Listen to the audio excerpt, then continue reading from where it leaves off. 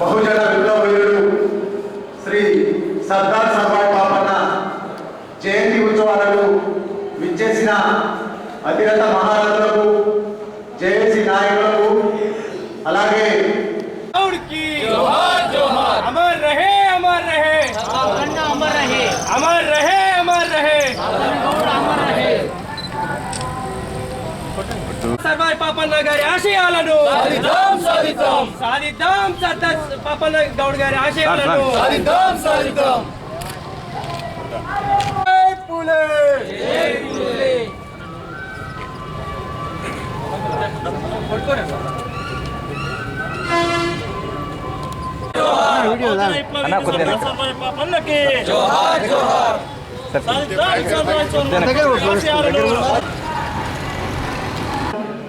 నిజానికి సర్దార్ సర్వాయి బట్టి ఔరంగజేబు మధ్యలో నిద్రపోకుండా ఆయన వెనకాల చరిత్ర మన సర్దార్ సర్వాయి పాపన్నది.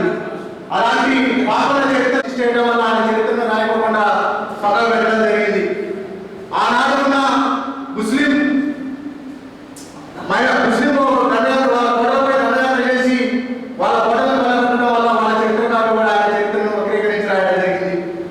మనకు లభ్యమైన చరిత్ర ఒక బ్రిటిష్ వాళ్ళు రాసిన చరిత్ర మాత్రమే మనకు అందుబాటులో. ఈరోజు ఎన్నికలలో సురేష్ బాబు అంటే రామనాయుడు గారి కొడుకు సురేష్ బాబు తన గెలుపుకు ఒక పావుగా బయటున్న పని చేయగలుగుతాడు, బయటున్న పోరాటం చేయగలుగుతాడు, తన సమస్యలను తాను పరిష్కరించుకోగలుగుతాడు. దాన్ని నేను ఒక ఓటమిగా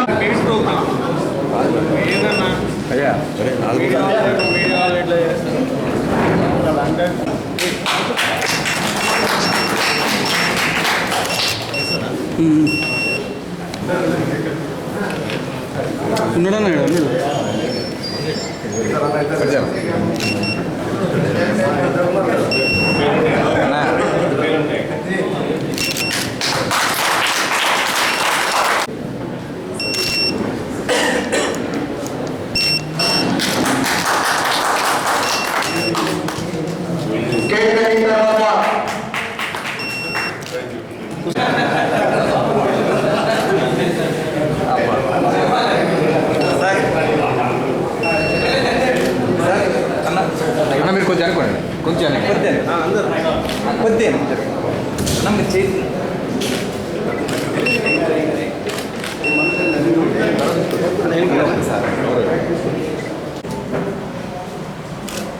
గతంలో గత 365 సంవత్సరాల క్రితం నుండి ఆయన పేరు అంటే దళిత భోజన సమాజంలో ఒక పేరున్న వ్యక్తిగా సర్దార్ పాపన్న చేయడం జరిగింది. ఆయన స్ఫూర్తిని తీసుకొని నేను 2005లో సర్దార్ పాపన్న అనే ఒక సినిమా డైరెక్షన్ కూడా చేయడం జరిగింది. అప్పుడు మనకంటే ఆయన హిస్టరీ కావాలంటే కూడా ఇక్కడ లేకుండా ఇక్కడ అప్పుడు పాలించిన లేకుండా చేయడం బ్రిటిష్ వాళ్ళు పోతూ ఆయన హిస్టరీని కూడా తీసుకెళ్ళి లండన్ లైబ్రరీలో పెట్టి అంటే ఆయన చేసిన కార్యక్రమాలు ప్రజలకు తెలవకుండా చేయడం అంటే ఇక్కడ పెత్తందారి వ్యవస్థ కొంత దాన్ని ఆయన చేసిన మంచి పనులను కనబడకుండా చేయడం కోసం చేయడం జరిగింది. నేను సినిమా చేసినప్పుడు కూడా అప్పుడు బీజేపీగా పేరు వాళ్ళ రాము గారు వాళ్ళ బ్రదర్ ప్రొఫెసర్ జగన్నాథన్ గారు అంటే అందరినీ లండన్ లైబ్రరీ నుండి తెప్పించి కొంత మేము కలెక్ట్ చేసి సినిమా చేయడం జరిగింది. ఆయన ఒక సామాన్య గౌడ కుటుంబంలో పుట్టి తాలు తీసి కళ్ళముక్కునే వృత్తిని ఎంచుకున్న అతను వీళ్ళపై తిరుగుబాటు చేయడం కోసం దళిత బహుజన వర్గాలందరినీ ఆ రోజు ఏకం చేసి